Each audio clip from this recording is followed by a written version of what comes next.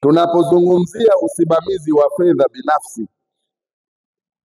mimi nimejaribu hapa kusoma na kueleza kwamba tunazo nguzo 7 za kwanza hata huo uchumi binafsi wenyewe. Nguzo ya kwanza, hatuwezi kuzungumzia fedha binafsi au usimamizi wa fedha kama hatutazungumzia kipato. Swala la fedha linaanzia kwenye sio usimamizi, linaanzia kwenye kutafuta kipato, ili sasa hicho kipato hicho uweze sasa kukisimamia. Kwa hiyo nimeona nirudi nyuma kidogo, kabla hatujasema usimamizi wa fedha binafsi, lazima tujadili upatikanaji wa kipato binafsi kitakachokuwezesha wewe pia kwenda kukisimamia. Na hapa nilikuwa naangalia aina za vipato. Kipato kikishaingia, mengine ndio yanafuata, ikiwemo usimamizi. Lakini kipato kinapatikanaje? Kipato kinaweza kupatikana kwa kujiajiri, kwa kuajiriwa, au kwa kufanya biashara. Ndio njia kubwa muhimu 3 za kuingiza kipato. Wengine wanaingiza kipato chao kwa sababu wameajiriwa, wengine wanaingiza kipato chao kwa sababu wamejiajiri, wengine wanaingiza kipato chao kwa sababu wanafanya biashara. Kwa msingi huo, tunapozungumzia usimamizi wa fedha binafsi, ni lazima tuwe na uangalifu katika njia zile zinazotuingizia kipato. Tukishazijua hizi njia, baada ya hapo ndiyo tunaweza kuendelea kuzisimamia. Wewe umepata fedha zako, ni muhimu kuwa na ulinzi ambao utakulinda wewe na fedha zako, kwa sababu fedha zisipolindwa pia si zinaweza kutoweka. Ndio maana unasikia huyo alikuwa tajiri lakini amefanya nini? Amefilisika. Kwa mfano, ulikuwa na nyumba nyingi alafu zimeungua moto, na wewe bima huna, maana yake wewe tayari umefanya nini? Umefilisika. Kwa hiyo hata uwekezaji wako wa mali utakuwa umeondoka. Kwa hiyo tunapowafundisha watu kuhusu usimamizi wa fedha binafsi, tunawafundisha pia ulinzi wa hizo fedha na mali na huo uwekezaji. Kama wewe umejenga nyumba, unalala ndani ya nyumba, alafu nyumba umeweka fensi. Kwa nini unaweka fensi? Nauliza, kwa nini unajenga nyumba unaweka fensi na geti? Si kwa ajili ya ulinzi wa mali zako na wewe mwenyewe? Unalinda mali na unajilinda wewe mwenyewe. Hali kadhalika hata kwenye fedha. Kwa mfano, kama wewe mwenyewe hutajilinda, halafu ukawa uko hospitali Muhimbili miezi 6, je, fedha zako zitakuwa zinaongezeka au zinapungua? Kwa hiyo tunapozungumza kuhusu usimamizi wa fedha binafsi, tunazungumza pia ulinzi wa afya zetu. Tukiwa na afya imara, tutasimamia fedha zetu vizuri, lakini pia tukiwa na afya ambazo zimeyumba, kwa hiyo tutatumia fedha zetu nyingi katika kuimarisha afya na kuondoka sasa katika swala la kuongeza mapato. Matumizi ya fedha sasa yatakuwa makubwa, hatimaye unapona na umefilisika. Sasa swala la ulinzi hapa ninakusudia kuwashawishi wajumbe. Moja kati ya mlinzi mkubwa kabisa wa mali zetu ni bima. Tukiwa na bima katika uwekezaji wetu, pale kwenye UTT na bonds tumeambiwa serikali kwanza inakugarantii hata we ukifa, mtaji wako utamilikiwa na warithi wako. Kwa hiyo tayari kuna ulinzi. Kwa hiyo serikali tunawahamasisha viongozi wa dini kuwa na bima ya afya, lakini pia kuwa na bima za mali zetu. Sio bima ya gari tu, hata nyumba inakatiwa bima, hata mashamba yanakatiwa bima.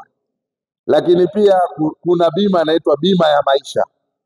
Kwa hiyo yote haya tukiyafanya yatatusaidia sisi kusimamia vizuri rasilimali fedha zetu binafsi na upangaji wa mipango ya maisha juu ya fedha hizo. Ephraim Mwasanguti ni makamu mkuu wa chuo cha Benki ya Tanzania kilichopo kwa Mwanza. Kuna tatizo kubwa sana katika nchi yetu la uelewa wa elimu ya fedha, na tuna ushahidi wa kutosha jinsi ambavyo watu wanatapeliwa kwa kuahidiwa uwekezaji wa aina mbalimbali mitandaoni ambao ni wakitapeli.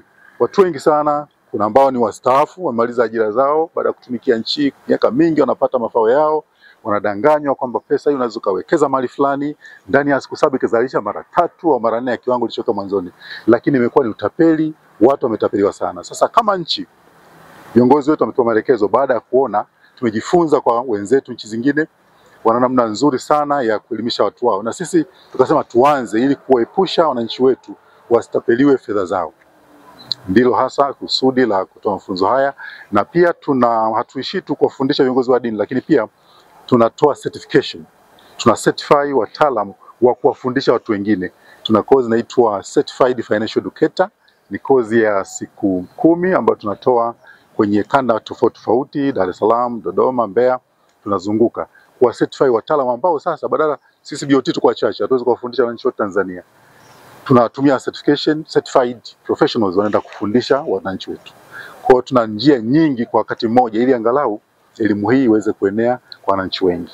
Assalamu alaikum wa rahmatullahi wa barakatuh. Kwa jina naitwa Ustadhi Twaha Bakari, ni mwenyekiti wa halmashauri BAKWATA mkoa wa Mwanza. Wameshakuja watu ambao wametapeliwa katika hali zisizokuwa za kawaida, hasa kwenye hii mitandao ambao makampuni mbalimbali yakijinasibisha kwamba sijui yako nje, lakini yana mahusiano na benki kuu, wamefanya usajili na nini kila kitu.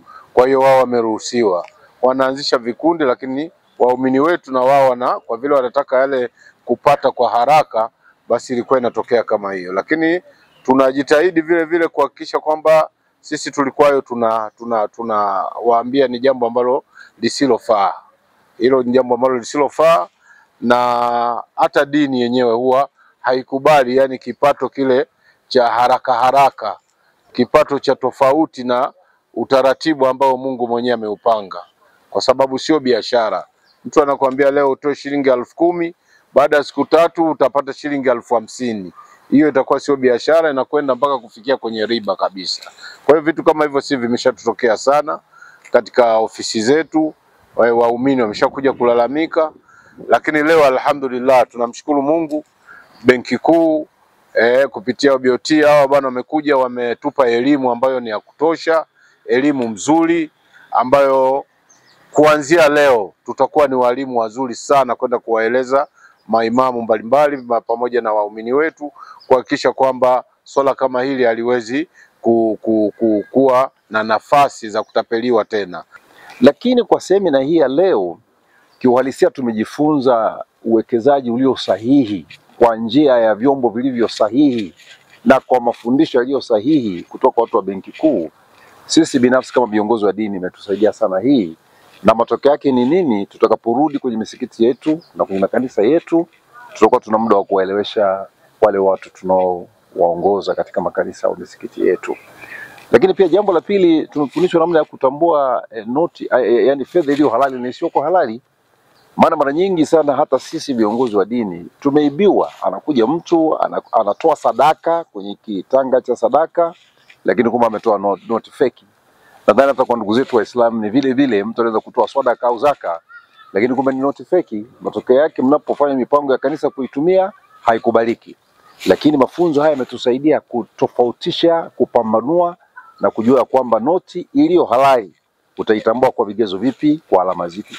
Kwa hiyo kwa kifupi, mafunzo haya yamekuwa ni faida kubwa sana kwetu na yatafanyika faida kubwa sana kwa watu tunaoongoza.